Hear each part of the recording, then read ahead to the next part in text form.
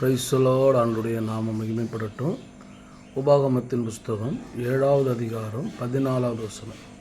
சகல ஜனங்களை பார்க்கிலும் நீ ஆசீர்வதிக்கப்பட்டிருப்பாய்.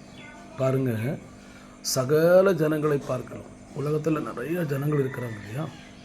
எல்லாரை பார்க்கலும் நீ ஆசீர்வதிக்கப்பட்டிருப்பாய் என்று சொல்லுகிறது. ஆமாம், கர்த்தருடைய பிள்ளையே, நீங்கள் கர்த்தரை நம்புகிற அப்படின்னால சகல ஜாதிகளை விடவும் சகல ஜனங்களை விடவும் நீங்கள் ஆசீர்வதிக்கப்படுவீங்க. ஆமாம், கர்த்தரை நம்புகிற பிள்ளைங்க எல்லா விதத்திலையும் எல்லாவித ஆசீர்வாதங்களையும் எல்லா நன்மைகளையும் பெற்று ஆசீர்வாதமாக இருக்கும்படிக்கு கர்த்தர் விரும்புகிறார். இன்றைக்கு உங்களுடைய வாழ்க்கையில் ஒருவேளை ஏசப்பாவை ஏற்றுக்கொள்ளணும்னா ஏசப்பாவை ஏற்றுக்கொள்ளுங்கள்.